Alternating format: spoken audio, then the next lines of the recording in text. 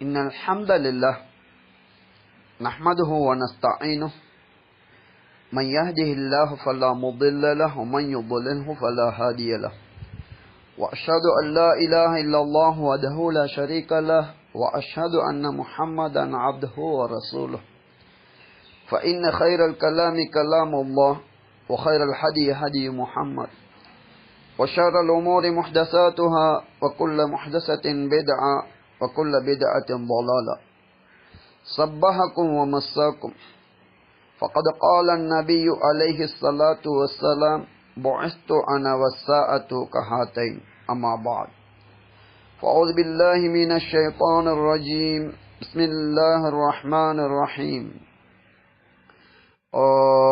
والقرآن المجيد بل أجبوا أن جاءهم منذر منهم فقال الكافرون هذا شيء عجيب نحن أعلم بما يقولون وما أنت عليهم بجبار فذكر بالقرآن من يخاف وعيد அல்லாஹ்வை புகழ்ந்து அவன் தூதர் முஹம்மது அலைஹி ஸலாத்து வஸ்ஸலாம் அவர்கள் மீதும் அவர்கள் கொண்டு வந்த சத்தியத்தை அல்லாஹ்வின் திருப்தியை எதிர்பார்த்து அதனை பின்பற்றி மரணித்துவிட்ட முஸ்லிம்கள் இறுதி நாள் வரைக்கும் அதே சத்தியத்தை உள தூய்மையோடு பின்பற்றி மரணிக்கவிருக்கின்ற அத்தனை முஸ்லிம்கள் மீதும் அல்லாஹுடைய சாந்தி உண்டாவதாக. அவர்கள் அனைவரையும் அவர்களது தவறுகளை மன்னித்து அவர்கள் எதிர்பார்க்கின்ற உயர் சுவனங்களிலே அல்லாஹ் நுழைவித்தருள்வானாக. கிழமையில் ஒரு தடவை வெள்ளிக்கிழமை உபதேசத்துடன் கூடிய ஜும்மா தொழுகைக்காக நாம் ஒன்றிணைந்திருக்கின்றோம். இந்த இடத்தில் அல்லாஹ்வின் அல் குர்ஆனின் 3வது அத்தியாயத்தின் 154வது வசனத்தின் ஒரு பகுதியை உங்களுக்கு நான் நினைவுபடுத்த விரும்புகின்றேன். இதில் இடம்பெறுகின்ற ஒரு வார்த்தை ஒவ்வொரு மனிதனும் அடைய வேண்டிய அடிப்படை விடயம் என்ன என்பதை தெளிவுபடுத்துவதுடன் தொடர்பான ஒரு வார்த்தையாக இருக்கின்றது. இந்த வசனத்திலே உங்களுக்கு நினைவுபடுத்த விரும்புகின்ற பகுதி அறிவின் முதிர்ச்சியில் இருப்பதாக நம்ப வைக்கப்படுகின்ற காலத்திலே இருந்து கொண்டிருக்கின்றோம். விஞ்ஞானம் வானை தொட்டுவிட்டது, எனவே மனிதன் அறிவின் உச்சத்தில் இருக்கின்றான் என்று மனிதன் நினைத்து கொண்டிருக்கின்றான். அறிவு என்றால் என்ன என்று தெரியுமா? உலகிலே வாழுவதற்கான உழைப்பை தேடுகின்ற கல்விதான் அறிவா? அந்த கல்வியிலே உயர் அந்தஸ்தை பெற்றுவிட்டால் மனிதன் அடைய வேண்டிய அனைத்தையும் அடைந்து விட்டானா? நிச்சயமாக இல்லை. ஒட்டுமொத்த பிரபஞ்சத்தையும் படைத்த ஒரு படைப்பாளன் இருக்கின்றான். அப்படி ஒரு படைப்பாளனே கிடையாது என மறுக்கின்ற அளவிற்கு மனிதர்கள் அறிவின் உச்சத்தில் இருப்பதாக கருதுகின்ற விஞ்ஞானிகளில் ஒரு சாரார், அனைவரும் அல்ல, விஞ்ஞானிகளில் ஒரு சாரார் ஒவ்வொரு மனிதனும் அடைய வேண்டிய அறிவின் ஆரம்ப படியை கூட அடையாத விஞ்ஞானிகள் இருக்கின்றார்கள். விஞ்ஞானிகள் என்பதால் படைத்தவனை மறுக்கின்ற ஒரு சாரார், அதே விஞ்ஞானிகளின் வலது கையாக இருந்தவர்கள் படைத்தவன் இருக்கின்றான் என்பதை விஞ்ஞானிகளிலிருந்து உறுதியாக கூறுகின்றார்கள். சுருக்கமான இந்த உபதேசத்தில் குறிப்பாக கலிமா சொல்லுகின்ற எமது சமூகம் மட்டுமாவது அறிவு என்றால் என்ன என்று தெளிவிருக்க வேண்டும். ஒட்டுமொத்த மனித இனத்திற்கும் இது அவசியமானது. சுருக்கமான பதில் என்னவென்றால், மனிதன் ஒரு நோக்கத்திற்காக படைக்கப்பட்டிருக்கின்றான்.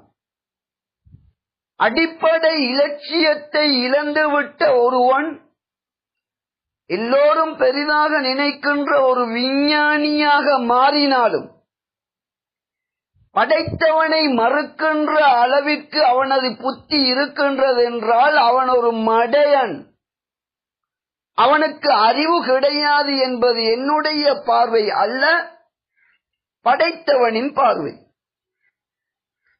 சரி, அல்லாஹ்வை மறுக்கின்ற சமூகங்களை ஒரு கணம் ஒதுக்கி வையுங்கள்.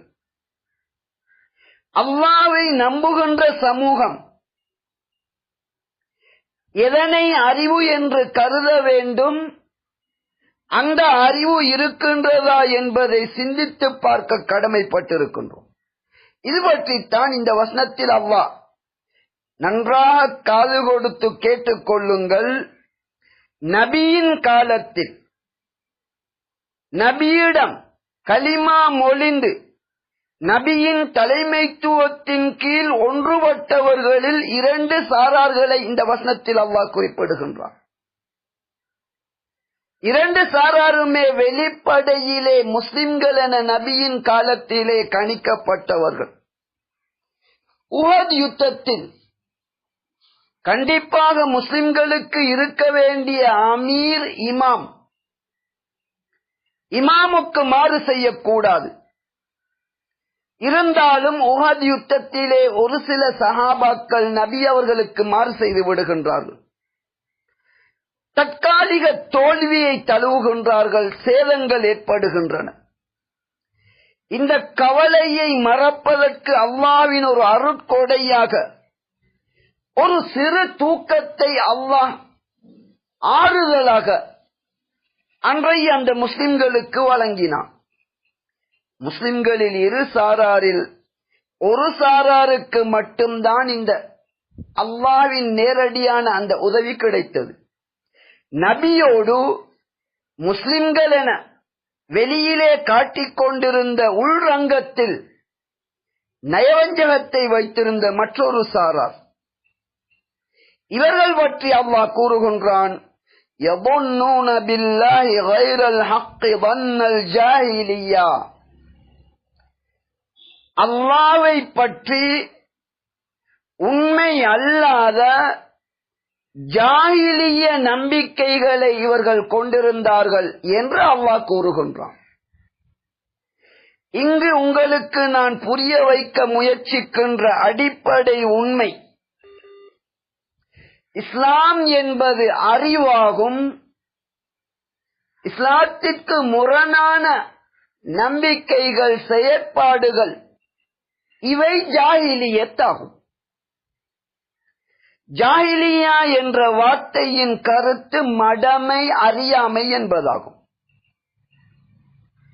ஜாஹிலியத் என்றால் என்றோ முடிந்துவிட்ட ஒரு மக்கள் கூட்டத்திற்கு சொல்லுகின்ற பெயர் என்றுதான் பெரும்பாலும் எம்மவர்கள் கூட நினைத்துக் கொண்டிருக்கின்றார்கள். நாம் புரிந்து கொள்ள வேண்டிய அடிப்படை உண்மை, இஸ்லாத்திற்கு முரணான, இஸ்லாம் கூறும் அறிவு என்ற அல்லாஹ் தந்த அறிவிற்கு முரணான நம்பிக்கைகள், செயற்பாடுகள் இவை அனைத்துமே ஜாஹிலியத்தாகும். எனவே அறிவு என்பது, படைத்த ஒருவன் இருக்கின்றான், அவனின் திருப்தியை அடைவதற்காக இந்த உலக வாழ்வை தந்திருக்கின்றான், அவனது வழிகாட்டல் தான் உலகிலும் கூட நிம்மதியான மனித வாழ்விற்கு பொருத்தமான கொள்கை என்றால் அதுதான் ஒவ்வொரு மனிதனும் கட்டாயம் கற்க வேண்டிய கல்வியுமாகும். அந்த கல்வி ஒழுக்கம், அமைதி, அபிவிருத்தி, அன்பு என அனைத்தையும் தருகின்ற கல்வி என்றால் குர்ஆன் சுன்னா போதிக்கின்ற கல்வியாகும்.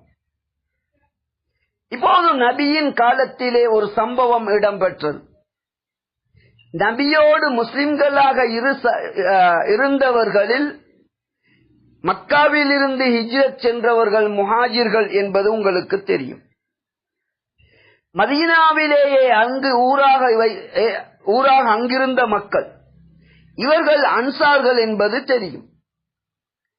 இப்போது ஒரு முஹாஜிர்களில் ஒருவர் அன்சாரிகளில் ஒருவரின் பின்பக்கம் விளையாட்டிற்காக ஒரு அடி அடித்து விடுகின்றார், தட்டி விடுகின்றார். ஷைத்தான் இதனை வேறு விதத்திலே காண்பிக்கின்றான். வேண்டுமென்றே அடித்த ஒரு குற்றச் செயலாக பார்த்து நபியிடம் வந்து அவரிடம் நான் பழிக்கு பழி வாங்க வேண்டும் என கேட்கின்றார். இப்போது நபி அவர்கள் ஒரு வார்த்தையை கூறுகின்றார்கள். இத்தகைய ஜாஹிலிய உரிமைகளை தேடுவது, ஜாஹிலிய முறையிலான செயற்பாடு, இதனை கைவிட்டு விடுங்கள்.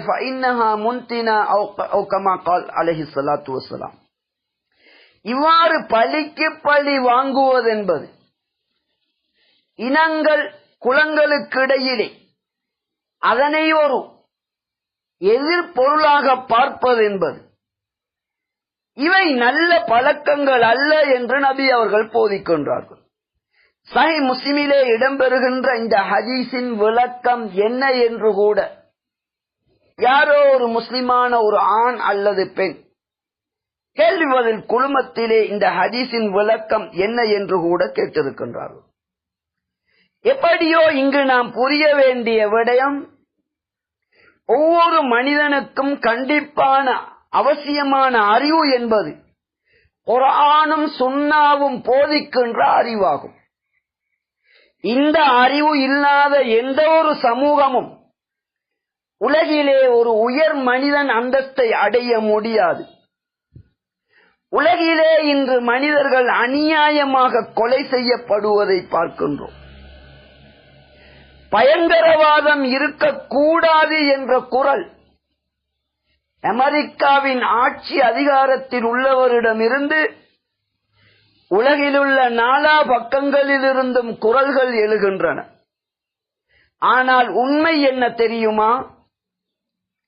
உலகிலே பயங்கரவாதத்தை ஒழிக்க வாருங்கள் என அழைக்கின்ற அமெரிக்கா உலகின் முதல் பயங்கரவாதி.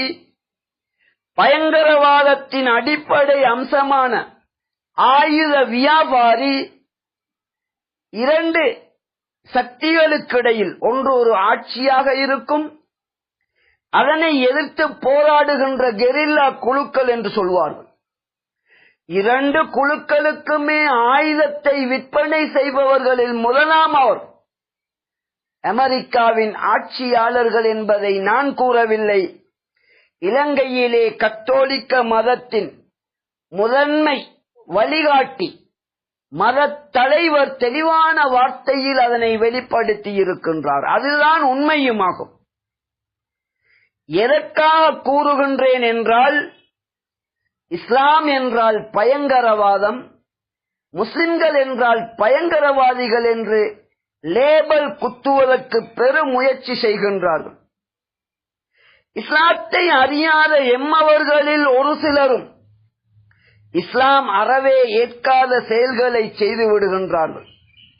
ஆனால் இங்கு நினைவுபடுத்துகின்ற ஒரே ஒரு உதாரணம், முஸ்லிம்களுக்கு மத்தியில் இருவர் தமக்கு மத்தியில் ஏற்பட்ட பிரச்சினையை ஒரு இனவாதமாக மனித இனங்களுக்கு இடையிலே முஹாஜிர் என்ற மக்காவில் இருந்து ஹிஜ்ரத் செய்தவர்கள் முஹாஜிர்களே வாருங்கள் என இனவாதத்தை தூண்டினார், பிரதேசவாதத்தை தூண்டுகின்றார். அதே போன்று மதீனாவைச் சேர்ந்த அந்த மற்ற மனிதர் மதீனாவாசிகளே வாருங்கள் என இரு குழுக்களுக்கு இடையிலான ஒரு சண்டையாக மாற்ற முயற்சித்தார்கள். முஹம்மது என்ற மனித புனிதரை பெரும்பாலானவர்கள் புரிந்து கொள்ளவில்லை. ஒரு சில விஷமிகள் புரிந்து கொண்டே வேண்டும் என்று அவர் போதித்தது மனிதனுக்கு பொருத்தமில்லாத கொள்கை என்பதை விதைக்கின்றார். உண்மையான முஸ்லிம்கள் இஸ்லாத்தை சரியாக புரிந்து கொள்ள வேண்டும். ஜாஹிலியத் என்றால் என்ன என்று தெரிந்து கொள்ள வேண்டும். இஸ்லாமிய வழிகாட்டலுக்கு முரணான நடத்தைகள் அவை அனைத்துமே ஜாஹிலியத்தாகும். அதாவது மடமை, பிழையான செயல் என்பதாகும்.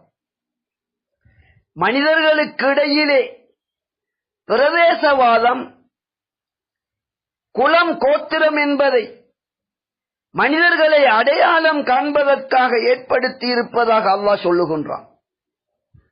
அதனை வைத்து மக்களை பிரித்து சண்டையிட வைப்பது இது ஒருபோதும் அறிவாளிகளின் செயல் கிடையாது. மனித மேம்பாட்டுக்குரிய செயல் கிடையாது. மனிதர்களுக்கிடையிலே அன்பையும் சிநேகத்தையும் பரப்ப வேண்டும். இதனைத்தான் நபி அவர்கள் வழிகாட்டினார்கள். இது அல்லாமல் பிரதேசவாதம், இனவாதம், ஏனைய மதங்களுடன் கூட அந்த மதத்தை வைத்து சண்டை பிடிக்க கூடாது என்பதை நபி அவர்கள் அன்றே தெளிவுபடுத்தி விட்டார்கள். எனவே மிக தெளிவாக இஸ்லாம் கூறுவது என்னவென்றால், மனிதர்களுக்கிடையே குரோதம், சண்டைகளை அடிப்படையிலே இஸ்லாம் தடுக்கின்றது. இவ்வாறான இனவாதம், பிரதேசவாதம், ஒவ்வொரு மதங்களின் அடிப்படையில் சண்டை பிடிப்பது, இதனை ஜாஹிலியத் என்று இஸ்லாம் கூறுகின்றது. இதனைத்தான் நாம் புரிந்து கொள்ள வேண்டும். இஸ்லாம் எதனை போதிக்கின்றது என்றால், உலகிலே பெரும்பாலானவர்கள் சிலை வணக்கம் செய்கின்றார்கள். சிலை வணங்கிகளை கூட ஒருவன் சிலையை வணங்குகின்றான் என்றால் அந்த சிலைகள் அல்ல மனிதனை படைத்தது, அல்லாஹ் மட்டும்தான் என்பதை அழகாக உணர்த்த வேண்டுமே ஒழிய மாற்று மதத்தினரை எந்த நியாயமும் இல்லாமல் துன்புறுத்துவதோ, தொல்லை கொடுப்பதோ, கொலை செய்வதோ நிச்சயமாக இஸ்லாத்தின் வழிகாட்டல் கிடையாது. பிற மதங்களை பின்பற்றக்கூடியவர்களை பாதுகாருங்கள், அவர்களது வணக்கத்தலங்களை பாதுகாருங்கள், அவற்றிற்கு எந்த தீங்கும் இழைக்காதீர்கள் என்பதுதான் இஸ்லாமிய வழிகாட்டலாகும். இஸ்லாத்திற்கு மற்றொரு பெயர் அறிவு என்பதாகும். இதற்கு முரணான செயற்பாடுகள், உதாரணமாக இந்தியா என்ற மிகப்பெரிய நாட்டை எடுத்து பாருங்கள். இன்று நிலைமை எப்படி என்னவென்றால், மதத்தின் பெயரால் தங்களது மதத்தைச் சேர்ந்தவர்கள் உட்பட ஏனைய மதத்தில் உள்ளவர்களை கொன்று குவிக்கும் அளவிற்கு மிக மோசமாக செயற்படுகின்றார்கள். விளைவு என்னவென்றால், மதங்கள் தான் இப்படி கூறுகின்றன என்று ஒரு சிலர் நினைத்து படைத்தவனையே மறுப்பதற்கு இவ்வாறான பிழையாக ஜாஹிலிய ரீதியில் செயல்படக்கூடியவர்களை பார்த்து படைத்தவனையே மறுக்கின்ற அளவிற்கு இன்று உலகத்தின் நிலைமை காணப்படுகின்றது. இஸ்லாமிய பார்வையில் அல்லாஹ் தந்த குர்ஆனும் அதனை நடைமுறைப்படுத்தி காட்டிய நபியின் வாழ்க்கையும் தான் ஒவ்வொரு மனிதனும் கட்டாயம் பெற வேண்டிய அறிவாகும். அந்த அறிவு உலகத்திலே எப்படி உழைக்க வேண்டும், எப்படி ஏனையவர்களோடு நடக்க வேண்டும் என்பது உட்பட உலகிலே ஒரு மகிழ்ச்சியான, பிறரை மதிப்பதற்குரிய வழியை காட்டுகின்றது. இந்த இஸ்லாத்தை பயங்கரவாதம் என கூறுகின்ற இந்தியா உட்பட, அமெரிக்கா உட்பட பயங்கரவாதத்திற்கு முழு காரணமாக தங்களது ஆயுதங்களையும் விற்று மதத்தின் பெயரால் அறிவீனர்களை தூண்டி மக்களுக்கிடையிலே அழிவை ஏற்படுத்துவதை அவர்கள் செய்து கொண்டிருக்கின்றார்கள். ஆனால் முஹம்மது என்ற மனித புனிதர் மிக அழகாக சொல்லுகின்றார்கள், இவ்வாறான இனவாதம், பிரதேசவாதம், மதவாதத்தின் அடிப்படையில் சண்டை பிடிப்பது இது இஸ்லாத்திற்கு நேர்முரணான ஜாஹிலிய செயல் என நபி அவர்கள் தெளிவுபடுத்துகின்றார்கள். எனவே இந்த ஜாஹிலியா என்ற வார்த்தை மடமை என்பது கருத்தாகும். குர்ஆன் சுன்னா என்ற அந்த வழி இதனை கற்று இதன்படி நடப்பதைத்தான் அல்லாஹ் கடமையாக்கி இருக்கின்றான். எனவே சுருக்கமாக இஸ்லாம் என்பது ஒவ்வொரு மனிதனும் கடைபிடிக்க வேண்டிய கொள்கை என்பதை முதலிலே தெரிந்து கொள்ளுங்கள். இந்த இஸ்லாத்திற்கு முரணான வழிகாட்டல் அனைத்துமே அது ஜாஹிலியத் என்பதை தெரிந்து கொள்ளுங்கள். எனவே ஒட்டுமொத்த ஜாஹிலியத்தையும் மனிதன் கைவிட வேண்டும் என்பதுதான் இஸ்லாத்தின் போதனை. அந்த ஜாஹிலியத்தில் உள்ள ஒரு விடயம்தான் மனிதர்களுக்கிடையிலே பிரிவுகளை, பிளவுகளை, வெறுப்புணர்வை தூண்டுவது ஜாஹிலிய செயலாகும். எனவேதான் முஸ்லிம்களிலே 2 சஹாபாக்கள் ஒரு தவறை செய்த போது தெளிவாக அந்த தவறை திருத்தினார்கள், தடுத்தார்கள். ஆனால் இன்று இந்தியாவிலே ஒரு சம்பவம் இடம்பெறுகின்றது. மதத்தின் பெயரால் மிகப்பெரிய வணக்க தலத்தை ஏற்படுத்தி அங்கு வருகின்ற அவர்களது பக்தை பெண்கள் நூற்றுக்கணக்கிலே பாலியல் பலாத்காரம் செய்து அவர்களை கொலை செய்து புதைத்து விட்ட செய்தி இன்று உலகம் முழுக்க பரவிக் கொண்டிருக்கின்றது. கேட்டால் இன்று இந்தியாவின் உள்துறை அமைச்சர் மிகப்பெரிய பதவியில் உள்ளவர் எமது மதத்திலே ஒருவர் கூட பயங்கரவாதி கிடையாது என்று தெளிவாக கூறுகின்றார். ஆனால் தங்களது மதத்தை சேர்ந்தவர்களையே, தங்களது கடவுளை நம்பி கடவுளிடம் புகழ் தேடி வந்தவர்கள் நூற்றுக்கணக்கான பெண்களை கொன்றொழித்தது மட்டுமல்ல, அது பற்றி நீதம் கேட்கின்றவர்களை கூட அடித்து துன்புறுத்தி வாய்மூட செய்ய ஒரு முயற்சி நடந்து கொண்டிருக்கின்றது. இவ்வளவும் செய்துவிட்டு ஒவ்வொரு உயிரின் மீதும் அன்பு காட்டுங்கள் என கூறுகின்ற இஸ்லாத்தை இது பயங்கரவாதம் என மக்களை ஏமாற்றுகின்றார்கள். எனவே மதவாதிகள் நன்றாக புரிந்து கொள்ள வேண்டும், ஒவ்வொரு மதமும் நல்லவற்றை போதிக்கின்றது, நற்பண்புகளை போதிக்கின்றது. பிற மதத்தவர்களுக்கு, பிற உயிரினங்களுக்கு தொல்லை கொடுக்கும்படி ஏனைய மதங்கள் பிழைகள் இருந்தாலும் பிற உயிரினங்களுக்கு தொல்லை கொடுக்கும்படி எந்த ஒரு மதத்திலும் கூறப்படுவதில்லை. அரசியல்வாதிகள் மதத்தின் பெயரால் மக்களை ஏமாற்றி அதே மதத்தைச் சேர்ந்தவர்களின் உரிமைகளை, உடைமைகளை பறித்து அரசியல்வாதிகள் ஆதாயமடைய முயற்சிக்கின்றார்கள். எப்படியோ சுருக்கம், முஸ்லிம்கள் மீது மிகப்பெரிய கடமை இருக்கின்றது. இஸ்லாம் என்பது ஒரு கொள்கை என்பதை புரிந்து கொள்ள வேண்டும். குர்ஆனும் சஹீஹான ஹதீஸும் கூறுவதை ஒவ்வொரு மனிதனும் படித்து பின்பற்றுவதுதான் கடமை. அதுதான் அறிவு என்பதை முதலிலே புரிந்து கொள்ள வேண்டும். அதன் பிறகு நாம் உலகிலே கற்கின்ற தொழில் செய்வதற்கான அறிவு, வைத்தியத் துறையாக இருக்கலாம், வழக்கறிஞராக இருக்கலாம், பொறியியல் துறையாக இருக்கலாம். இவை அனைத்துமே உழைப்பதற்கான அறிவே அன்றி மனிதன் படைக்கப்பட்ட நோக்கத்தில் வெற்றி பெறுவதற்கான அறிவு கிடையாது. ஒவ்வொரு மனிதனும் குர்ஆனும் சஹீஹான ஹதீஸும் என்பதுதான் அறிவு. அதற்கு முரணான வழிகாட்டல் என்பது அது மடமை என்பதை புரிந்து கொள்ள வேண்டும். எனவேதான் உலக பார்வையில் உயர் மட்டத்தை அடைந்த விஞ்ஞானிகளில் ஒரு சிலர் மடமையில் இருக்கின்றார்கள்.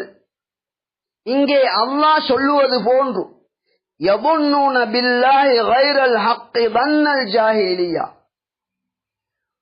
அல்லாஹ்வை பற்றி உண்மை அல்லாத அறிவீனமான நம்பிக்கையில் இருக்கின்றார்கள் என்று அல்லாஹ் கூறுகின்றான்.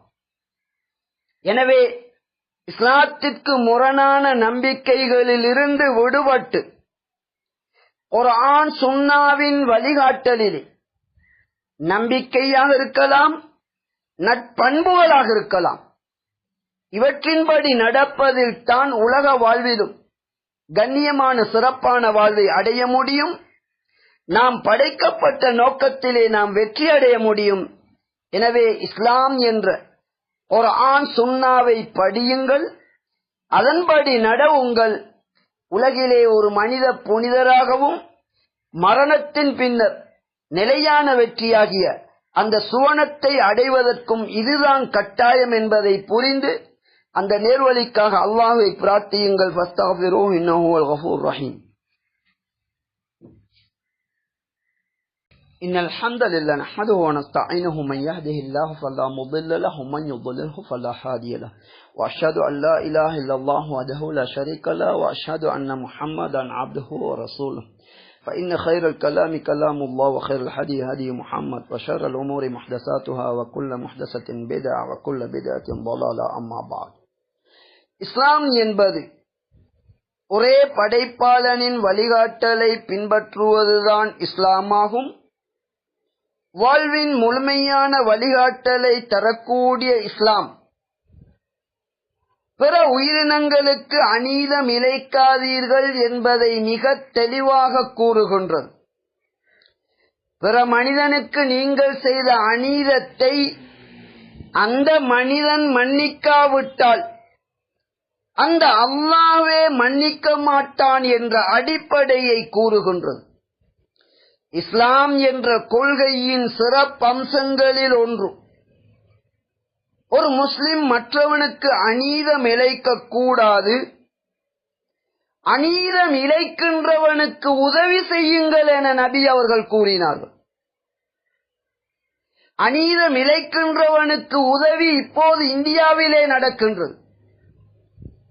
நான் ஆரம்பத்தில் சொன்னது போன்று தங்களது மதத்தை சார்ந்த பெண்களின் கற்பை சூறையாடி அவர்களை கொன்று குவித்துவிட்டு அது பற்றி நியாயம் கேட்கின்றவர்களை கூட அடிக்கின்ற நிலைமை இந்தியாவிலே நடக்கின்றது.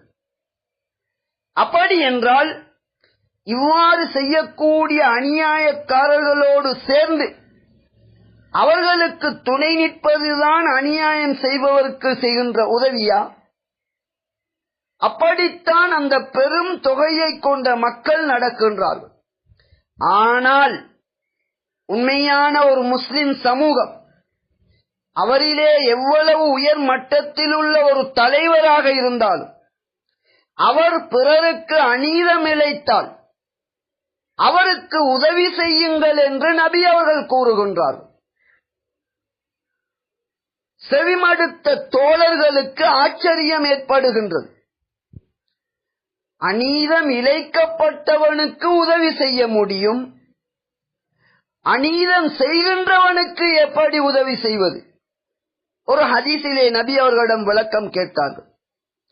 இங்கு சஹீஹ் முஸ்லிமிலே இந்த 45வது பாடத்தின் 16வது தலைப்பின் கீழ் உள்ள ஹதீஸ், அநீதம் செய்கின்றவனுக்கு நீங்கள் செய்கின்ற உதவி அவனை அநியாயம் செய்ய விடாமல் தடுத்து நிறுத்துங்கள் என்று கூறுகின்றார். இதுதான் இஸ்லாத்தின் சிறப்பம்சம். இந்தியாவில் உள்ள ஒரு மதம் தங்களை சேர்ந்தவர்களை, தங்களது மத வழிபாட்டு தலத்திற்கு வந்தவர்களை கொன்றுவிட்டு அதற்கு நியாயம் கேட்கின்ற போது எமது மதத்திலே எவரும் பயங்கரவாதிகள் கிடையாது, அநீதம் இழைக்க மாட்டார்கள் என்று இந்தியாவின் உள்துறை அமைச்சர் கூறுகின்றார். ஆனால் சாட்சியங்களுடன் மிக தெளிவாக ஆயிரக்கணக்கான சம்பவங்கள், பயங்கரவாதத்தில் ஈடுபட்டதற்கு பல சாட்சியங்கள், இப்போது உயிர் வாழும் சாட்சியம், அவர்களது மதத்தளத்திற்கு வந்த அவர்களது பெண்களையே கொன்றொழித்தது ஆதாரங்களுடன் வெளியாகின்றன. அவர்களை பாதுகாப்பதற்கு இத்தகைய உயர் பதவிகளில் உள்ளவர்கள் செயற்படுகின்றார்கள். ஆனால் எமக்கு வழிகாட்டிய நபி முஹம்மது அலைஹிஸ்ஸலாத்து வஸ்ஸலாம் அவர்கள் கூறுகின்றார்கள், அநீதம் இழைப்பவனுக்கு நீ செய்கின்ற உதவி, அநியாயம் செய்ய விடாமல் அவனை தடுக்க வேண்டும். இது குற்றச் செயல் என்பதை கூற வேண்டும். அவனால் அநீதம் இழைக்கப்பட்டவனோடு நாம் சேர்ந்து கொள்ள வேண்டும். எனவே இஸ்லாத்தின் சிறப்பம்சம் வெறுமனே நாவினால் மொழிகின்ற வார்த்தை மட்டும்தான் இஸ்லாம் என நினைத்தால் அது மிக பிழையானது. அது ஜாஹிலிய நம்பிக்கையாகும். இஸ்லாமிய நம்பிக்கை என்பது குர்ஆனும் சுன்னாவும் காட்டுகின்ற வழியிலே நாம் நடக்க வேண்டும். அநியாயம் செய்கின்றவன் எங்களுடைய தந்தையாக இருந்தாலும் சரி, எங்களுடைய மத வழிகாட்டியாக இருந்தாலும் சரி, எங்கள் சமூகத்தின் தலைவரான எங்களுடைய இமாமாக இருந்தாலும் சரி, அவர் அநியாயம் செய்கின்ற போது அல்லாஹ்வை பயந்து கொள்ளுங்கள். நீங்கள் அநீதம் செய்வது ஹராமானது. பிற மனிதனுக்கு அநீதம் இழைத்தால் அவன் மன்னிக்காதவரை உங்களை அல்லாஹ்வே மன்னிக்க மாட்டான் என்றெல்லாம் கூறி, சக்தி இருந்தால் எங்களது கைகளை கொண்டாவது அநியாயம் செய்ய விடாமல் தடுக்க வேண்டும். இதுதான் இஸ்லாமாகும். இதற்கு முரணான அநீதம் இழைப்பது, மதத்தின் பெயரால் பிரிவுகளை உண்டு பண்ணுவது, மக்களுக்கிடையிலே குரோதங்களை வளர்ப்பது, இவை அனைத்துமே ஜாஹிலியத்தாகும். ஜாஹிலியத் என்பது இஸ்லாத்திற்கு முரணானது. ஜாஹிலியத்திலே மரணிப்பவர் நரகம்தான் செல்வார். எனவேதான் நபி அவர்கள் கூறிய அடிப்படை விடயம், ஒரு தலைவரின் கீழ் ஒன்றுபட்டு அல்லாஹ் தந்த வழியாகிய குர்ஆன் சுன்னா என்ற அல்லாஹுடைய வேதம், இதனை பின்பற்றியவர் நேர்வழி அடைந்து விட்டார் என நபி அவர்கள் கூறினார்கள். எனவே ஒரு இமாமின் கீழ் வழியை பின்பற்றுவதற்காக ஒன்றுபட்டு மனிதர்களுக்கு உதவி செய்கின்ற நற்பண்புடைய நல்ல முஸ்லிம்களாக வாழ்ந்து மரணிக்கும் பாக்கியத்தை அல்லாஹ் அனைவருக்கும் தந்தருள்வானாக. அக்கூலு ஹாதா வஸ்தக்ஃபிரூஹு இன்னஹு வல் கஃபூர் ரஹீம்.